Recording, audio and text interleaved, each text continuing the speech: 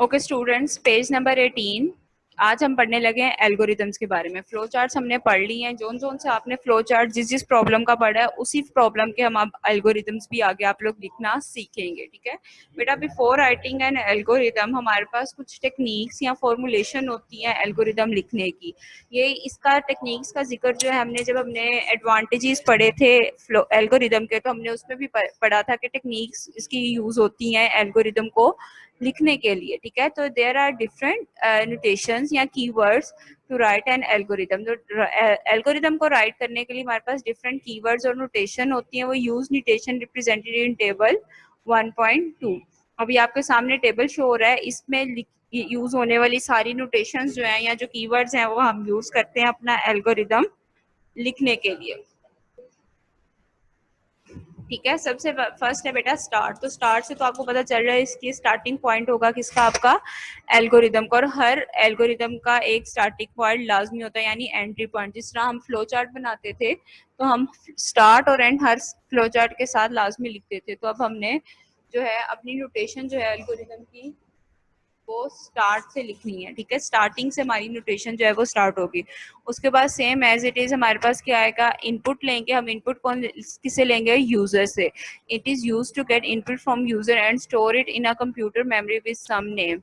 ये जो है हमारे पास इनपुट लेंगे हम यूजर से और इसको स्टोर करवा देंगे कंप्यूटर की मेमोरी में जो यूज होती है हमारे किसी भी नाम के साथ। जिस तरह हम लिख रहे थे कि ए इज इक्वल टू एन में इनपुट ले रहे थे और एन को कोई ना कोई वैल्यू असाइन करवाई जा रही थी।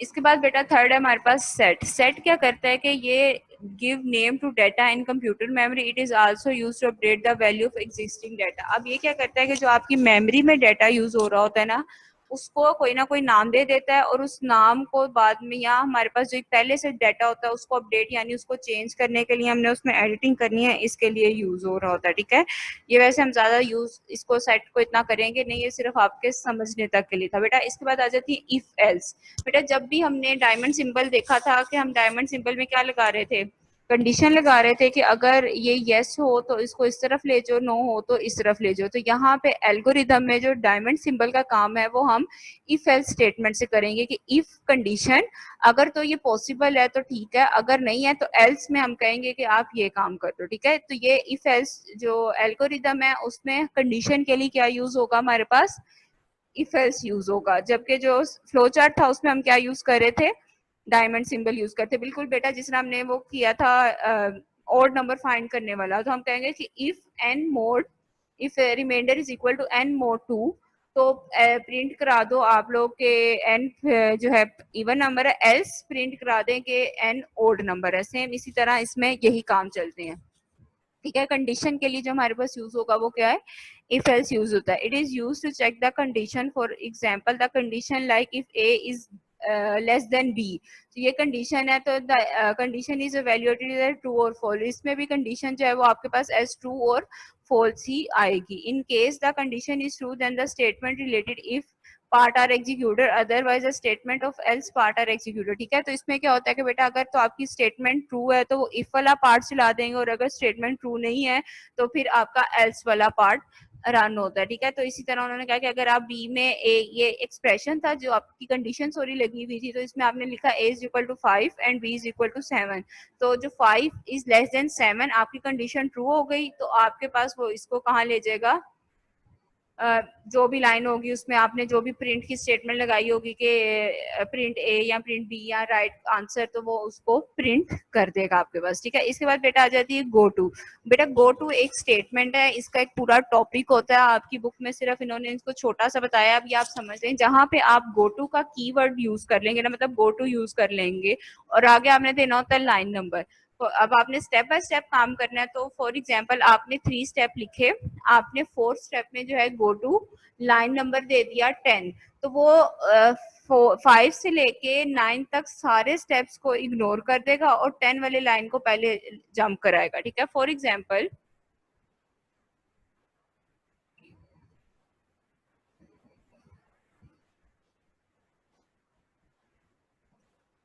हमने एल्गोरिदम लिखा।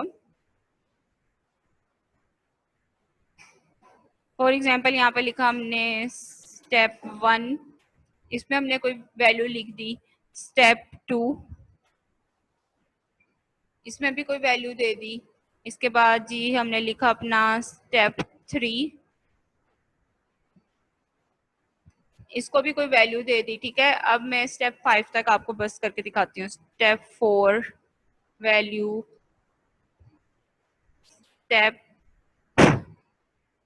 5 और इसमें भी कोई दे दी। ठीक है, अब यहाँ पे बेटा क्या है कि मैं अगर स्टेप 2 में लिख देती हूँ गो टू, और आगे मैं लिख देती हूँ स्टेप 5।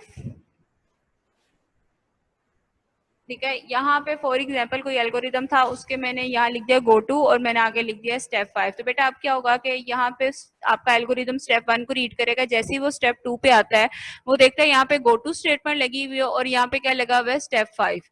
तो वो क्या करेगा, इसको ऑटोमेटिकली जो है ना आपके पास ये जो 2 लाइन्स हैं इनको इनको छोड़ देगा और वो डायरेक्ट जो है इस लाइन पे आ जाएगा। ठीक है, जो स्टेप 5 पे काम लिखा होगा वो उसको रन करेगा और अगला शुरू करता जाएगा। ठीक है, तो ये चीज होती है गो टू का काम। ठीक है, कि नंबर वो स्किप कर देता है लाइंस को और जंप कर जाता है उस लाइन पे जिसपे उसको रखा होता है। It is use to transfer control to a certain step of an algorithm. ठीक है, तो वो कंट्रोल क्या कर देता है, किसी दूसरे स्टेप को ट्रांसफर कर देता है। और it is usually required in loops, और ये लूप्स यानी जब हमने रिपीटिंग नंबर्स में काम करना होता है मोस्टली तभी हम गो टू को यूज करते हैं, अदरवाइज गो टू हमारे पास यूज नहीं होता। लूप्स ही उसमें हमने चलाई थी बेटा, आपको पता है कि रिपीट किए थे। लूप्स का मतलब ही यही होता है कि जो एक चीज बार बार रिपीट होनी होती है आपके पास।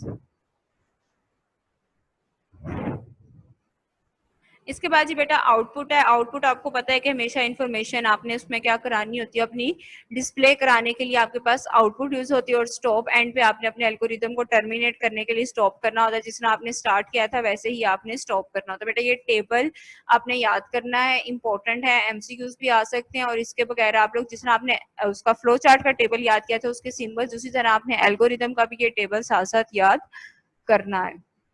इसके बाद जी बेटा फर्स्ट एग्जांपल्स पे आ जाए एल्गोरिदम की। उन्होंने कहा to find sum product and average of 5 given number. इसका फ्लो चार्ट बनाकर आए हैं सेम, इसमें अब हम उसी का एल्गोरिदम बनाने लगे हैं। ठीक है, सबसे पहले उन्होंने क्या कहा जी, स्टार्ट करें। हमने स्टार्ट कर दिया अपनी वैल्यू, स्टेप 1 स्टार्ट हो गया। स्टेप 2 में वो क्या करेंगे, हम इनपुट लेंगे।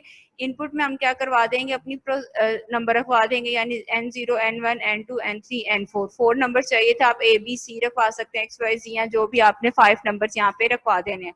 अब प्रोसेसिंग करनी है। प्रोसेसिंग के लिए हमारे पास क्या है, यूज हो रहा है सेट। सेट में हम क्या करेंगे, सम इक्वल कर देंगे sum to N0 N1 N plus, और सेट प्रोडक्ट जो है वो हमारा ये आ जाएगा और एवरेज हमारे पास ये आ जाएगी। ठीक है, और आउटपुट में हम अपनी तीनों चीजें शो करा देंगे एंड। ये सिंपल हमने स्टेप में लिख दिया कि हमने एक अगर 5 नंबर्स के प्रोडक्ट सम या एवरेज फाइंड करनी हो तो हम किस तरह से काम करते हैं। ठीक है, तो ये बेटा आपके पास ये हो गया एल्गोरिदम। जिसने इसके एल्गोरिदम की प्रैक्टिस की भी है उसके लिए इसका ये फ्लो चार्ट लिखना कोई बड़ी बात नहीं, कोई मुश्किल काम नहीं। सिर्फ इसमें यहाँ पे सिंबल्स नहीं है, आपने सीधा स्टेप में नाम लिखना और यहाँ पे जहाँ पे प्रोसेसिंग हो रही है वहां पे आपने सेट का वर्ड यूज कर देना, दैट्स इट। इसके अलावा आपको और कोई आगे पीछे आपने काम नहीं किया। ठीक है, वो उन्होंने आगे इसकी डिस्क्रिप्शन आपको शो कराई भी है, ये आप पढ़ लीजिएगा, ये वही चीजें लिखी हुई हैं। इसके बाद बेटा हमने एक्सेलरेशन फाइंड की थी, उसके लिए हमें मैस और फोर्स की जरूरत थी। उसमें हमने देखा था कि हमने जिस तरह स्टार्ट किया इनपुट में हमने क्या लिया था, मैस और फोर्स लिया था, और हमने एक्सेलरेशन को इक्वल करवा दिया था force divided by mass.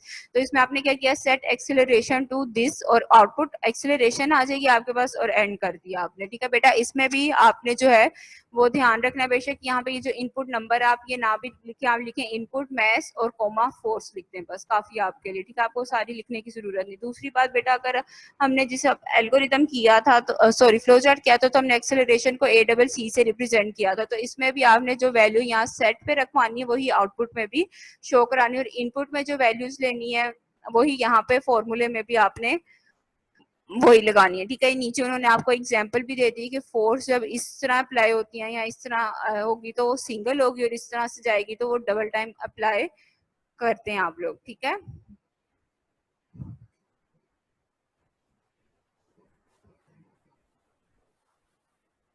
Algorithm third पे आते हैं। Volume of a cube find करना है आपने, ठीक है। अब वो कह रहे हैं कि आपने स्टार्ट करना है इनपुट नंबर या स्लाइड, आपने साइड ले लेनी है या एज ले लेना है। इन नंबर इसमें लिखने की आपको जरूरत नहीं है, इनपुट साइड ले लें आप। अब सेट वॉल्यूम, तो आपको पता है कि क्यूब का वॉल्यूम फाइंड करने के लिए आप उसकी एज को या उसकी साइड को 3 टाइम्स मल्टीप्लाई कराते हैं। आपने 3 टाइम मल्टीप्लाई कराया, आउटपुट आ गई आपके पास और एंड हो गया आपके पास। अब बेटा नेक्स्ट जो है, आपने ये दो फ्लो चार्ट हैं आपके सामने। आपने एक्टिविटी 1.7 देखें आप।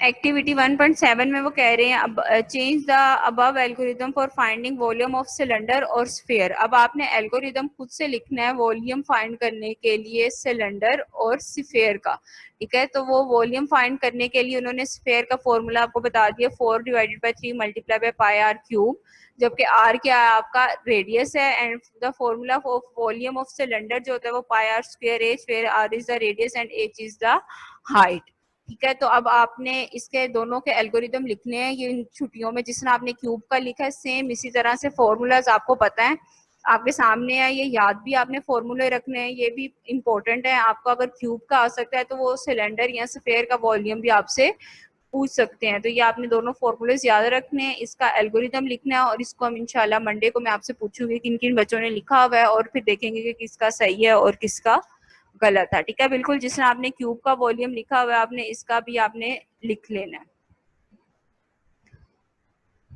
इसके बाद जी बेटा स्टेप 4 एल्गोरिदम, हमने एरिया ऑफ पैरेललोग्राम फाइंड करना है। तो ये भी हम करके आए थे कि बेस इनटू हाइट जो होता है वो हमारे पास क्या होता है, एरिया ऑफ पैरेललोग्राम। सेम इसमें इनपुट नंबर लेने की जरूरत नहीं, इनपुट बेस और हाइट करें आप बस। और इसके बाद जो है आप अपनी सेट एरिया करा दे, बेस इनटू हाइट, और आउटपुट एरिया कर दे। और ये भी आपने एक्टिविटी करके आनी कि आपने एरिया फाइंड करना है ट्राइंगल, रोम्बस और ट्रेपीजियम का। इनके आपको पता होनी चाहिए फॉर्मूलाज, इनके फॉर्मूलाज ढूंढे, उनके इसी तरह आप उसको एल्गोरिदम में लगाएं और आपने ये काम करना है, ठीक है बेटा। आज हमने पढ़े 4 एल्गोरिदम, जिसमें से आपने 5 एल्गोरिदम्स जो है वो खुद से बनाने हैं, और इन 4 की आप लोगों ने प्रैक्टिस करनी है, ठीक है। और इसको हम मंडे को इंशाल्लाह डिस्कस करेंगे कि इसमें आपने किस तरह से आपने काम किया हुआ है और आपके कितने ठीक है और कितने गलत रहेंगे, ठीक है।